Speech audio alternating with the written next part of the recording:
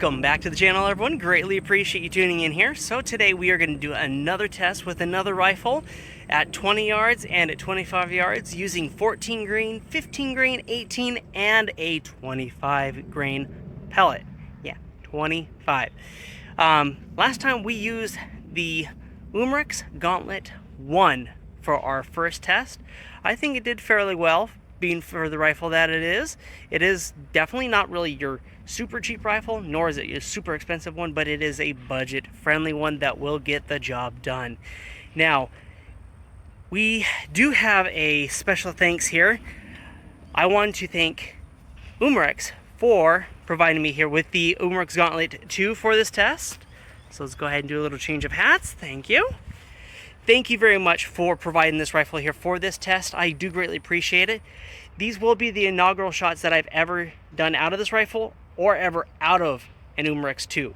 So I am kind of excited to see how it does against its predecessor and to see how it does overall. Let's get to it. I mentioned we're going to be doing two different tests here with this rifle. We're going to be testing out with a scope and a red dot, 20 yards and at 50 yards. 14 grain, 15, 18, and 25 using the Gauntlet 2. So let's go ahead and start off with the scope. So here is the Gauntlet 2.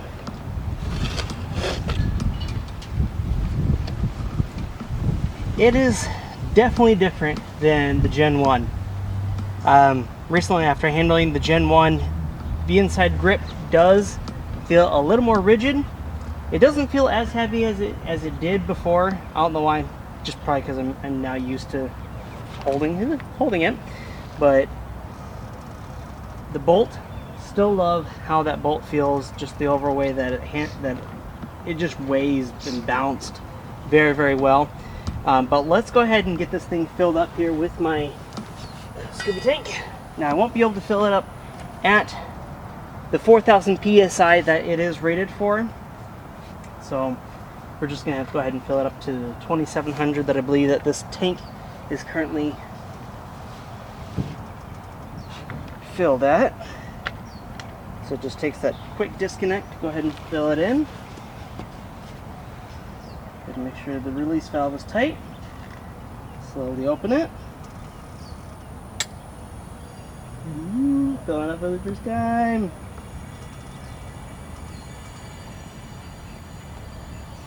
Needle moving. Pretty much filled up. Quick release. Okay, now it's safe to disconnect.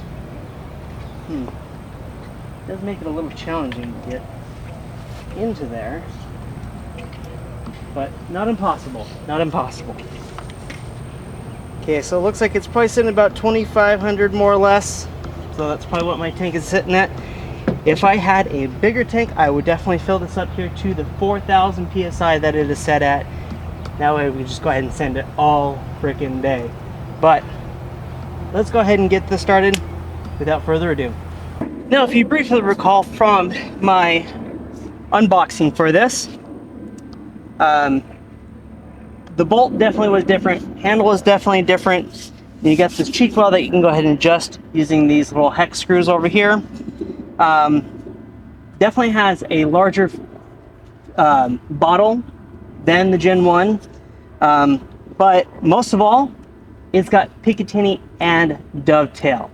So if you're now switching over from the Gen 1 over to the Gen 2, you don't need to get any new kind of scope rings to go ahead and fit it onto this rifle. Just go ahead and take it off and mount it right here at the very top. But if you've already transitioned over, it's going to work out just fine. Get that mounted. So we'll go ahead and get this on and then get shooting. So one thing to bear in mind with this, usually around here where you're putting in your rotary magazine, depending on how your scope is, you know, height wise and whatnot, it may interfere with the magazine loading in. So it should have the clearance, but simply because mine is a little bit wider than probably what they're anticipating, I can't get the magazine in there, so I'm going to have to go ahead and move it forward just a slot, but that is just some food for thought when you are planning out where you're going to be putting the rings and the scope. Alright, looks like she fits. Let's go ahead and send some pellets downrange. Did a little sighting off camera, and first impressions are, holy crap. Holy crap. This thing has got a lot of force behind it. I thought the Gen 1 was good. Holy crap. And this is only in 22 caliber. Holy crap. I don't think this is going to have a problem with 25 grains. I was shooting 14s and I was shooting 18s just to make sure I was getting it sighted in here. And holy crap. This thing can send them downrange and it can still pack a wallop. Holy crap. Okay, well, enough of me saying that. Let's get into why you are here, and that is to watch this perform. So, we're here at 20 yards. I'm going to go ahead and get this refilled up with 14 grains. So as before, we've gone ahead and started off with the 14s. Then we go ahead and work our way up to the 15s, to the 18s, and then also to the 25 grain. First, we're going to start it here at that 20 yards. Then we're going to go ahead and switch over to the red dot sight to see how it does against the scope. Okay, 14 grains loaded. Okay, we're going to go ahead and use the first row, first column.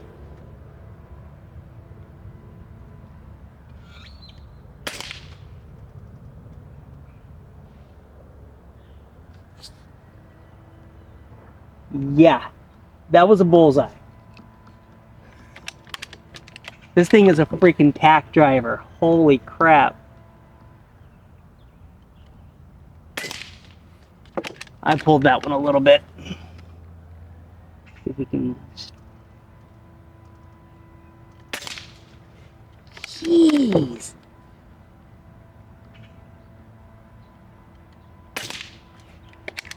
Pulled that one a little bit, but still.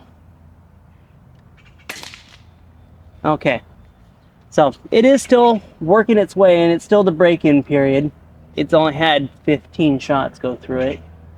But still, this thing can hit bullseyes, no problem. All right, let's go ahead and bump it up. Still a little stiff trying to get that out, but it's reasonable, very reasonable. And we're gonna move it up to 15s.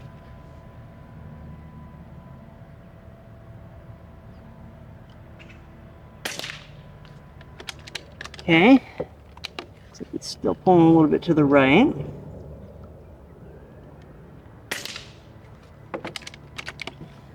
Which is fine.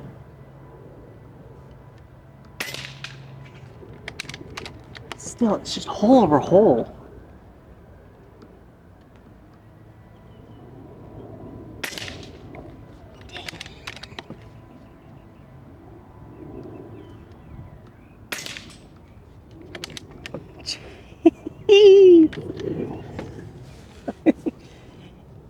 It looks like it's the size of a dime from here. Like, literally, the hole is that big. It is the size of my pinky nail. It is that small of a grouping. This is definitely an improvement on the Gen 1. Gen 1 is still good, but this is a vast improvement. I believe that the speed is definitely helping keeping that consistency.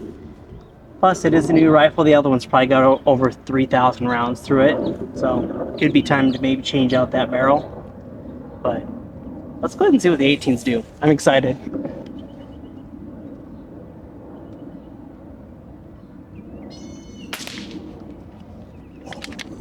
Holy crap.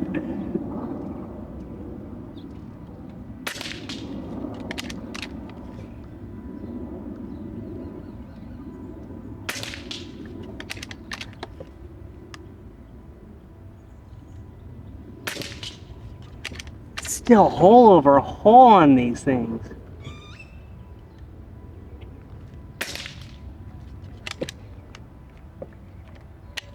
Dang, that bolt's still a little stiff, but dude, this is a promising rifle. Kinda wish I had this thing in 30 cal.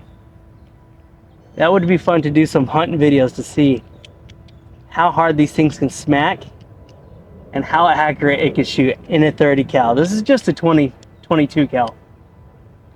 25 grains. Woo! Excited.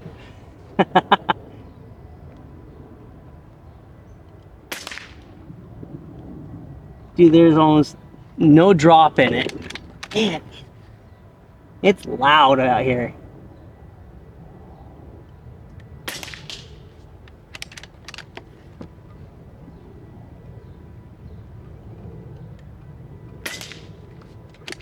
Still, that's a good grouping.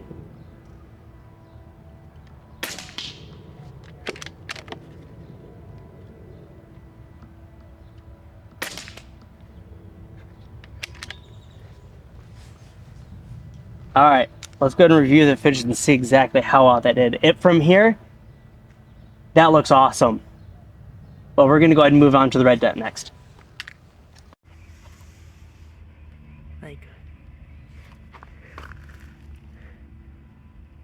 That's within a 1 1/4 inch group. But it is just dang consistent. Look at this. Dang. It kind of like the 15 and like the 25s, but man, those 25s were just drilling a hole in this thing. Awesome. We have now moved on to the next stage. We're still at 20 yards. We're going to be shooting here with that Hollow Sun 510C, the red dot. We're going to be starting off here with the 14 grain. And we'll see if I can do better than I did with the Gen 1. I am a little bit out of practice, so I'll put it on myself on that, but not on the Umarex. So we'll see if I can redo myself on this one. So we're gonna go ahead and on the first row, column number 3.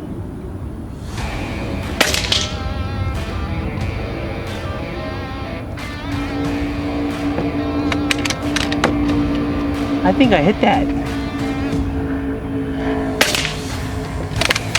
All right.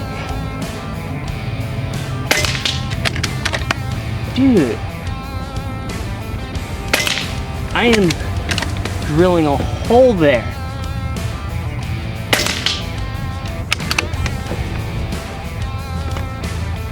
I drilled a freaking hole. Dude, that is awesome. Yes. All right, see if we can do it with the 15 grain now. That was a little bit high. Okay. Still a very nice little group. Bolt's still kind of stiff, but still works. Definitely appreciate the bigger knob so that we can grab on it, and because it's got that little, it's a little rigid on the edge of it, you can actually get some decent grip on it and take off some skin there. All right, 18 grain with the red dot.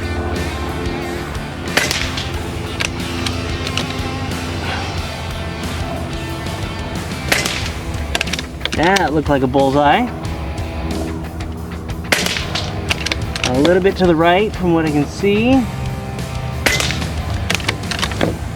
Still in a good group. And that was my last shot. Dude, this thing is killing it with the red dot and with the scope. We're gonna see here with the 25 grains.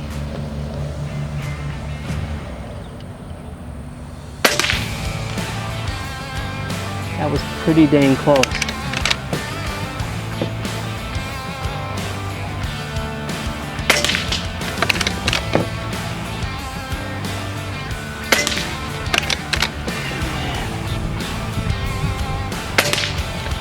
I pulled that one.